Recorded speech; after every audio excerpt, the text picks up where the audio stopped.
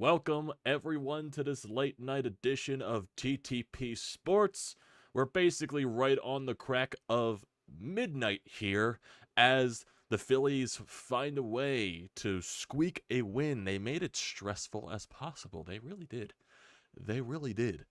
Craig Kimbrell in the 8th inning, walking 3 guys in a row with 2 outs, somehow gets out of that bases loaded jam.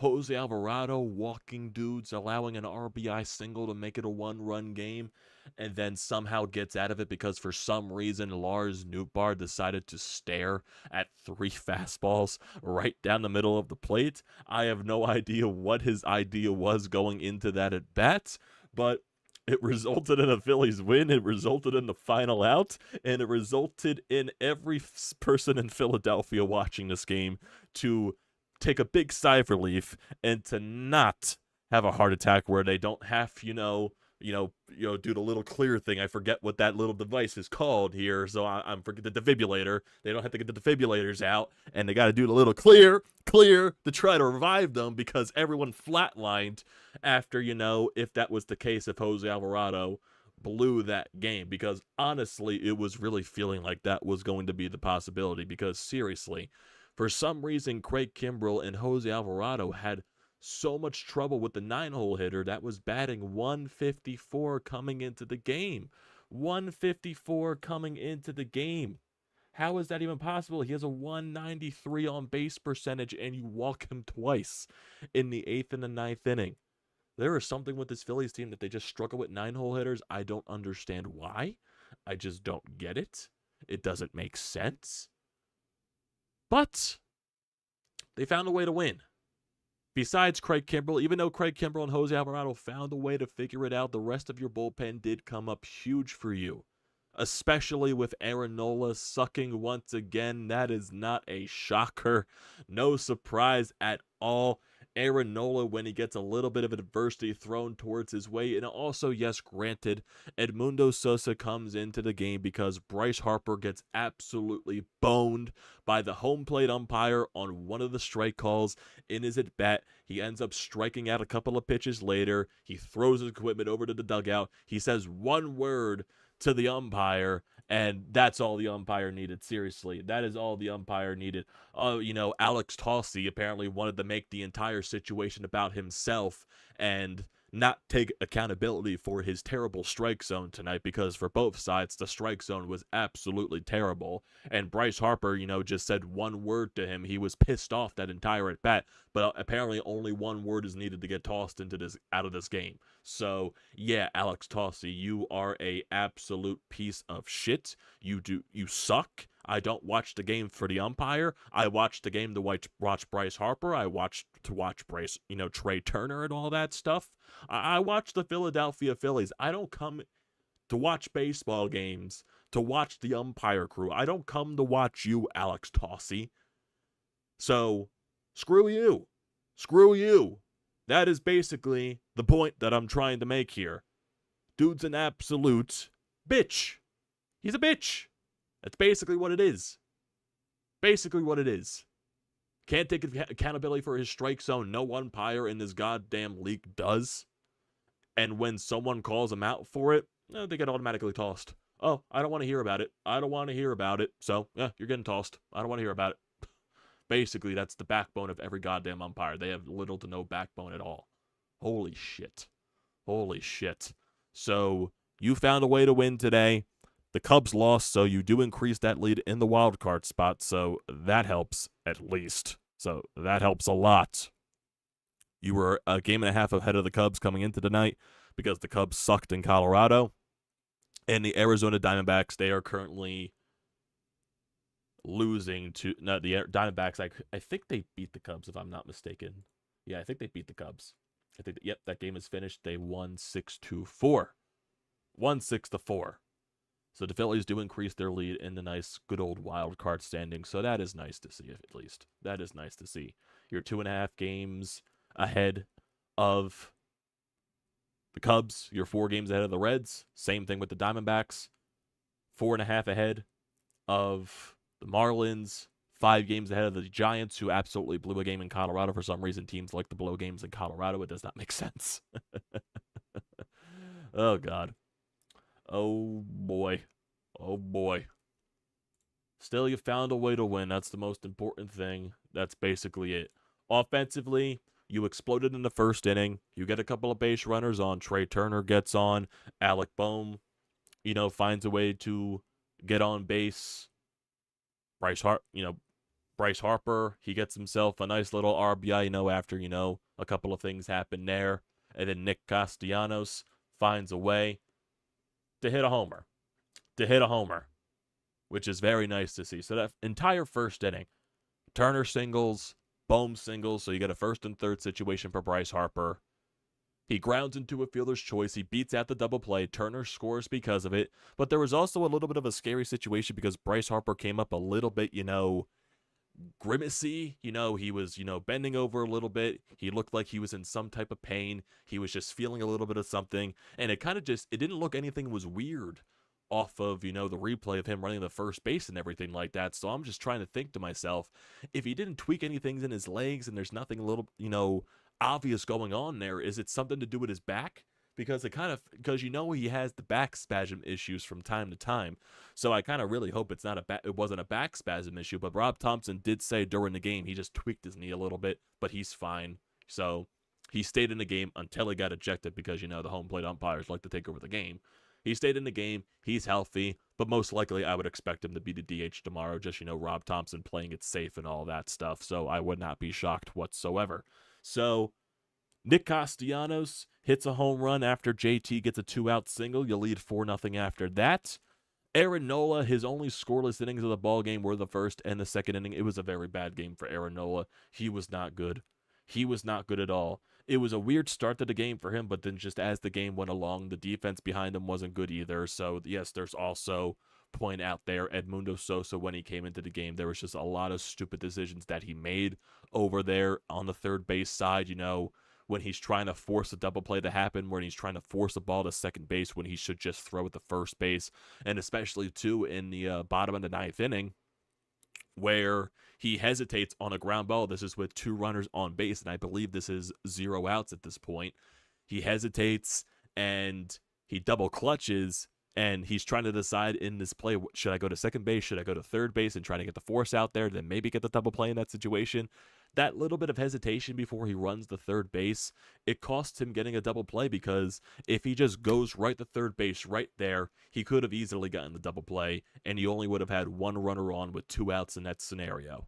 So, and also 3 errors in this game. Trey Turner had a couple of errors. There was also a liner that was hit right to him, and he just literally botched it off the glove. So, defensively, definitely the Phillies weren't there. Even Johan Rojas had a little bit of trouble in center field, even though it was just, he made the catch on the dive, but, as you land to the ground, the ball bounced out of his glove. So, just weird things all around today. Really not sharp defensively, but Trey Turner actually did make a really nice play in that bottom of the ninth inning to get one of the force outs. So that was very nice of him to bounce back from those errors and make that very nice play to, I believe, get the second out of the inning.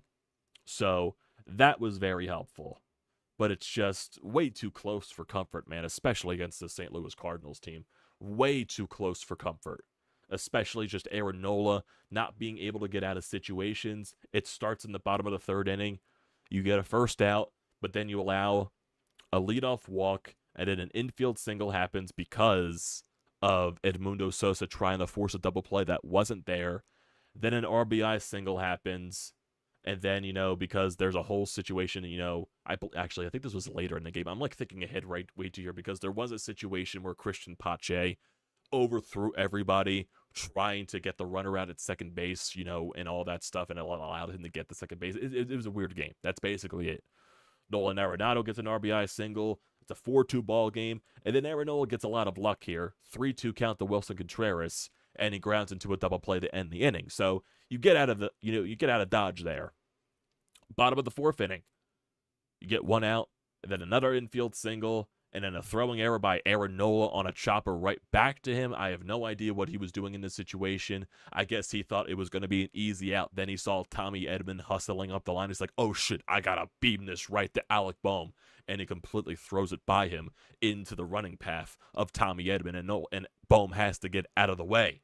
So a terrible throw there by Nola, and then eventually that allows a sacrifice fly to happen to make it 4-3. Phillies offense, basically, after that bottom of the first, at that top of the first inning, they didn't get a hit, I believe, until the top of the fifth, and that was a Johan Rojas leadoff single, but nothing happens there because of a double play. Bottom of the fifth, somehow you didn't allow runs. Aaron Nola allows guys to get on with 2 outs. Arenado a 2-out single. Contreras reaches it on an infield hit, and then Matt Strahm, battling in the count with Tyler O'Neill, gets up 0-2, falls behind 3-2, then strikes him out. So a little bit of big balls there by Matt Strahm. Top of the sixth, Edmundo Sosa, 1-out double. He thought the ball was gone. He was almost out there at second base. And then JT Realmuto, who doesn't make sense. For some reason, he prefers to hit on the road, gets an RBI single, which turned out to be the most important run in the game for the Phillies, makes it 5-3. Bottom of the sixth, Jeff Hoffman out there on the mound, gets the first 2 outs of the inning, and then a fielding error by Trey Turner on a liner right back to him allows a runner to get on. Then Hoffman walks Nootbaar with 2 outs. Walks became a very issue later on in the game, I'll tell you that. But then he manages to get Goldschmidt to pop up to end the inning. Phillies don't do anything in the top of the seventh. Bottom of the seventh for Sir Anthony Dominguez. After hitting the leadoff batter, he retires the next guys 1, 2, 3. So Sir Anthony Dominguez basically with the cleanest inning out of anyone tonight. So that's saying something. Top of the eighth, the Phillies don't do anything. Bottom of the eighth, Craig Kimbrell out there on the mound. He gets the first 2 batters out, and then he gets up 1-2 the win. He walks him. You walk the 9-hole hitter. Come on, dude. And then he walks Nootbaar on 5 pitches. And then he walks Goldschmidt on 5 pitches. So he clearly didn't have anything in the strike zone right here. And then Burleson gets down 2-1 in the count, finds a way to make it back to 2-2. A couple of foul balls happen, and Craig Kimbrell, who did not have his curveball in this exact inning because the Cardinals just weren't biting on it, he finally gets him to bite on it, strikes him out, his best curveball of the inning, and somehow he gets out of a bases-loaded jam after walking 3 straight guys with 2 outs.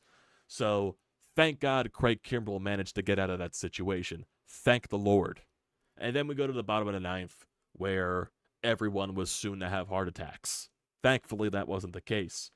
Leadoff walk to Arenado, so it obviously shows that Alvarado didn't have his command to start this inning. Go figure. Then Contreras with a single, so you get first and second to lead off the bottom of the ninth inning with 0 outs. Joy.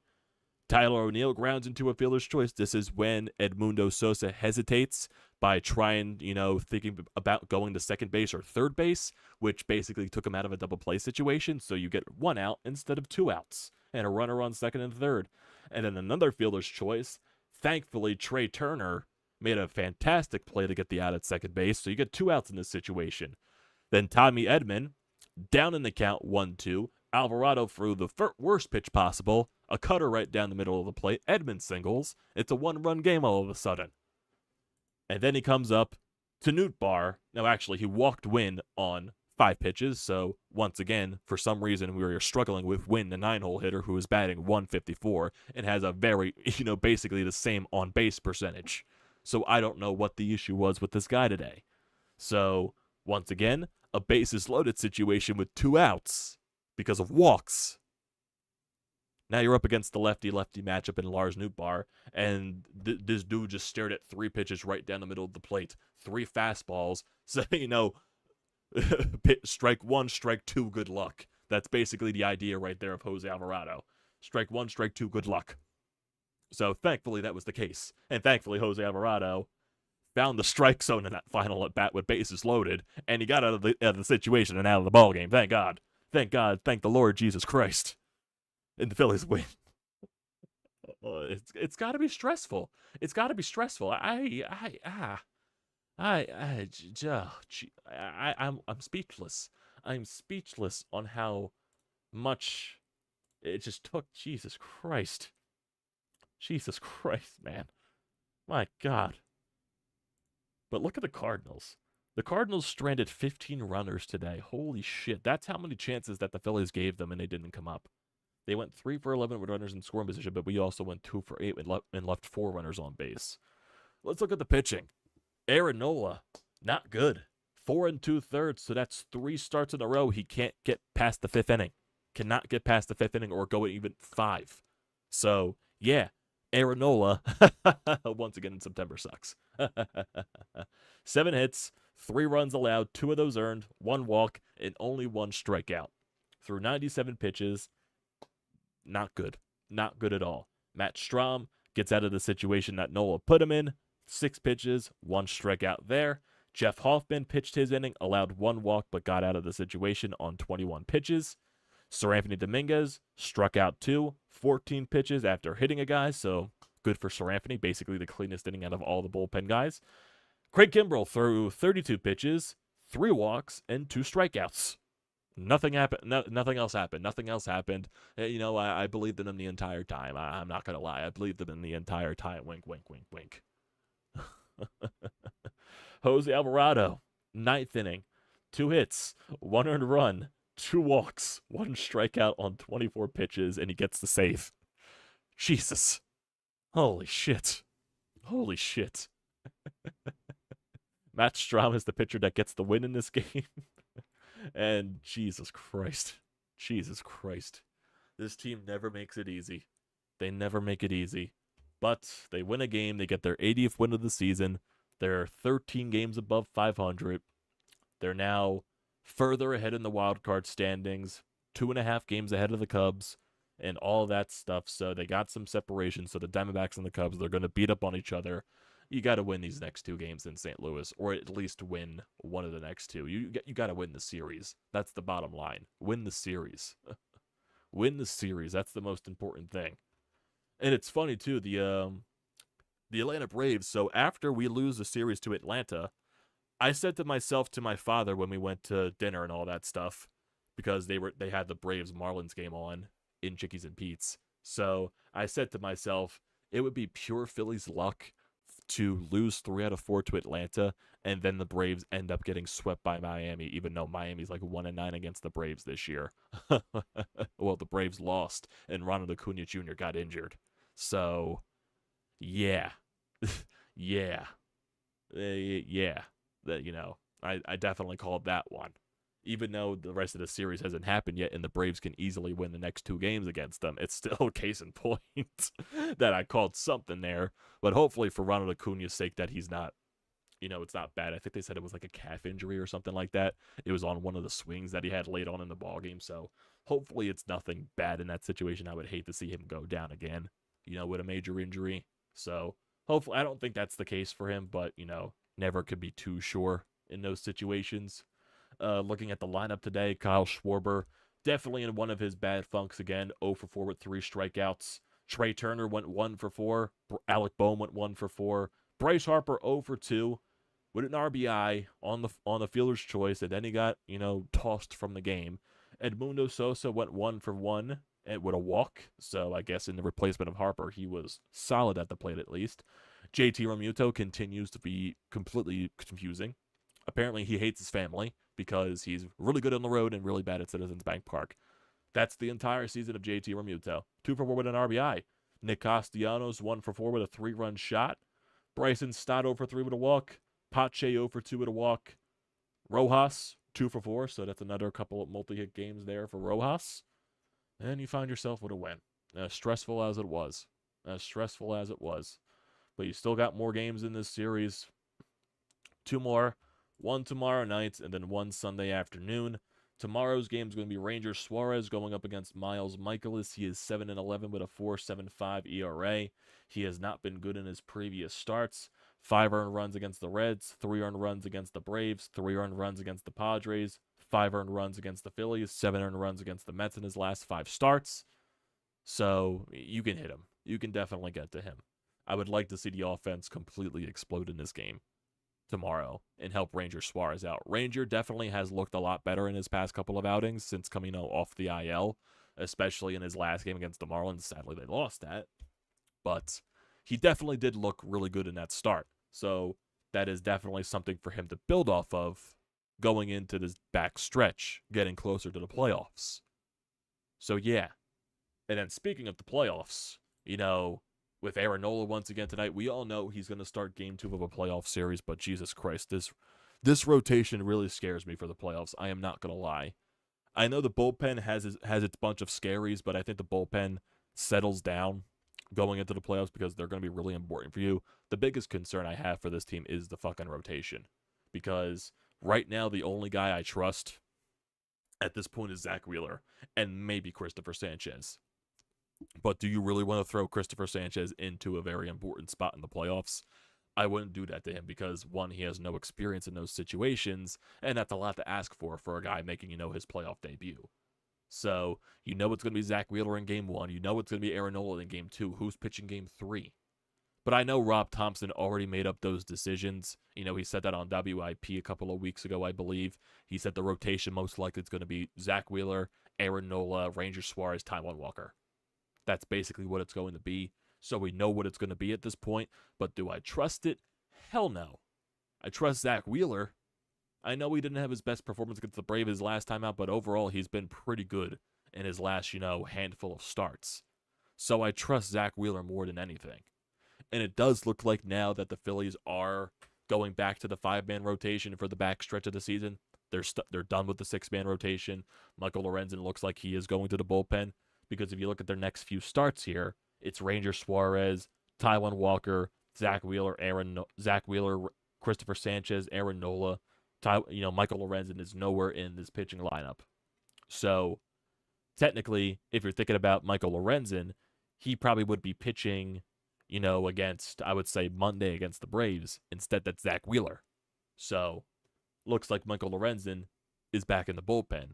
So I won't be shocked if he comes out of the bullpen in a certain role, maybe tomorrow. So I wouldn't be shocked if that's the case. It really depends on what the game is like. You use so many bullpen arms today. Craig Kimbrell threw so many pitches. Alvarado threw a lot of pitches. Hoffman threw a lot of pitches. So you're going to need some other guys from that bullpen tomorrow. Strahm might be available again since he only threw those 6 pitches for a 1-out situation.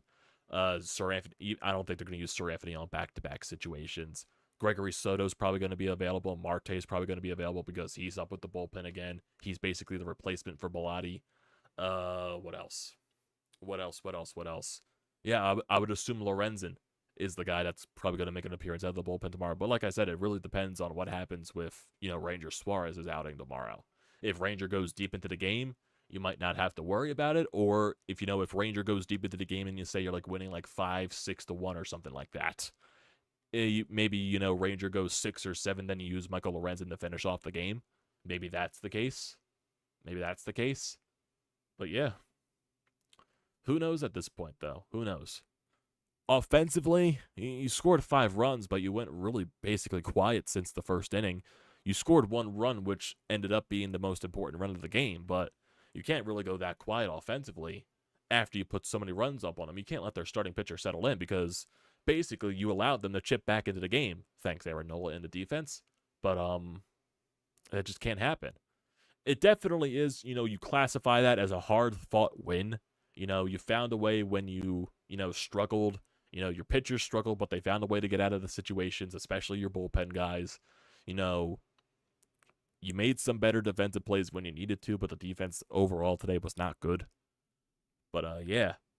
So, it was an ugly game. It definitely was an ugly game. But at the end of the day, the wins are the most important thing to get. And honestly, I don't care if they look ugly. It's basically the same thing talking about with the Eagles right now. Right now, you're 2-0 at the start of the year with the Birds. I don't care if the games look ugly. 2-0 is a very important thing. If you were 1-1 and 0-2, it would be a completely different story. But being 2-0 while still not playing your best football, that only means you're going to be improving as the weeks go along. I know for the Phillies, baseball, football, 2 completely different things, but they don't ask how you win them. They ask how many you win. And right now, the wins are the most important thing you can get at this point because these other teams in the wild card, they're going to be beating up on each other. A lot of these other teams have very hard schedules going into the back stretch of the season. So you got to win these games that are in front of you, man, especially against these below 500 teams. And you're facing a lot of them in the back stretch. A lot of them. The next, basically 3 out of the next 4 series that you have, or actually 4 out of the next 5 series that you have, including this series right here, it's all against below 500 teams. The only above 500 team that you play going into the end of the season is the Braves again. That's basically it. It's the Braves series after this one on the road. And then you're a 4-game series at home with the Mets, 3 games at home with the Pirates, and then 3 games at Citi Field against the Mets again. So you got to take advantage of these games, man. You got to take advantage of these schedules. I know the pitching is really concerning right now. The offense definitely has been a little bit consistent lately, but, with the way that they went quiet at the end of the game, it's just, I wouldn't say it's a big cause for concern because who knows what could happen tomorrow. They can completely explode and score 6, 7, 8 runs tomorrow and really help Ranger Suarez. So it's, I'm not worried about the offense. That's the major thing right there, because we all know how hot this offense can get when it's truly clicking on all cylinders. We saw it in August. We're seeing it at points this month in September. And when we get to the playoffs, maybe we'll see it in the playoffs too. We saw what it did last year, how it got us to the World Series. Like I said, the biggest concern right now is the starting rotation. That is the biggest concern for this team, because I don't trust Aaron Nola in a playoff situation. This year's version of Ranger Suarez, I don't trust. I definitely do not trust Taijuan Walker. And that's basically it. That's going to be your rotation. Christopher Sanchez and Michael Lorenzen are going to be in the bullpen. The only guy in the starting rotation that's going to be in the rotation for a playoff series is Zack Wheeler. That's the only guy I trust. I don't know what Aaron Nola is going to provide me in the playoffs. Honestly, it's probably going to be crap with the way he's been pitching this year. Taijuan Walker, his first innings, his struggles in the first inning, it's a nightmare. And then Ranger Suarez, we don't know what it's going to be. We don't know what it's going to be with him either. So it's difficult to think about. But we're still a little bit a ways from that, even though it's going to come on us very, very, very, very quickly. It will. It's going to come on us very quickly. I just wish, they stop with the stress here in the month of September. I just wish they would stop that. I wish they would stop that. Sometimes they just save their worst baseball for the month of September. It really is that case. Because really, if we're looking at the Chicago Cubs, they've been scuffling a lot lately. We know this. They got this series with Arizona. They got 2 more games left, and we're going to see how that goes. Then they got Pittsburgh. Then they got Colorado at home, and then they got a very tough stretch to finish the year. 3 games against Atlanta and 3 games against Milwaukee. So they got a tough schedule to close out the season. The Arizona Diamondbacks, because they're fighting for the wild card spots too. If we look at their rest of the season, it's definitely easier than the Cubs, but they do play, teams like the Giants who are fighting for a wild card spot for 2 games, but they also mix in with the Yankees, with the White Sox, and then a tough series with the Astros to close it out, because the Astros are definitely going to be fighting for the AL West. So we'll see how that goes. Their schedule definitely isn't as hard as the Cubs, but it's not as easy as the Phillies, if we're talking about strength of schedule. The Miami Marlins, if we look at the rest of their schedule, they still, I believe, have another series with the Milwaukee Brewers, and that's, after these next 2 games against Atlanta, their schedule definitely evens up a little bit too, with a 3-game series against the Mets, 3-game series against Milwaukee, 3-game series against the Mets, and 3 games against the Pirates. So their schedule definitely evens out, and I would say it's probably easier than the Diamondbacks, honestly. So, and then the Giants, I believe they play the Dodgers a lot at the end of the year in terms of that team fighting for a wild card spot. So yeah, I firmly believe you're winning that wild card spot. I'm not worried about that whatsoever. It's just the other teams that are around you. What is it going to finish like? Because honestly, if I look at it right now, it's going to be the Phillies in the first wild card spot. I believe that's where it's going to end up being. Second wild card spot, it's really even though the Cubs have a game and a half lead on the other teams, they're scuffling right now, and that last 6-game stretch for them is really brutal. So I'm not sure how that's going to work out. The Marlins, they've been hot as of late, but they can also go cold with a snap of the fingers instantly. So I don't know how the Marlins are going to perform at the end of the year. They can go up against this easy stretch in their schedule against the Mets and the Pirates and all that stuff and end up losing those games. Yeah, the same thing could be said about the Phillies in those games too, but I firmly believe in the Phillies to win those last games in the end of the year to, clinch that wild card spot. So yeah. And I did see on Twitter that someone said the Phillies' magic number is 11, and I'm assuming that's, combining with their wins, Cubs losses, and all that stuff, teams fighting for the wild card spot. So the magic number is creeping down to near 10. So you win tomorrow, magic number's at 10. Maybe the Cubs I'm not sure how it works, but we'll see. We'll see. It starts with Ranger Suarez on the mound, though. It definitely does. It starts with the Ranger on the mound. I do want to see the offense hit a little more tomorrow. I definitely do. I would like to see more than 5 runs. Ay, ay, ay, ay, ay. Let's see. Let's see. I don't think there's anything here on Twitter in terms of everything there. Let's see. I don't think there's anything with the game. Nothing stat-wise. Nothing stat-wise. Doesn't look like it. Nothing comment-wise. Yeah, I'm not seeing anything. I'm definitely not seeing anything at all. So, you got the win. That's the most important thing. You got some nice, separation in the wild card after tonight.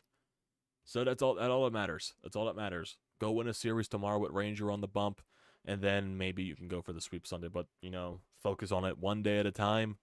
Focus on getting the win tomorrow. I want to see how Ranger Suarez looks, building off of that strong game that he had his last outing. And let's see what the offense does tomorrow against Michaelis. I would like to see it go off. I definitely would. So that's going to do it for tonight, everybody.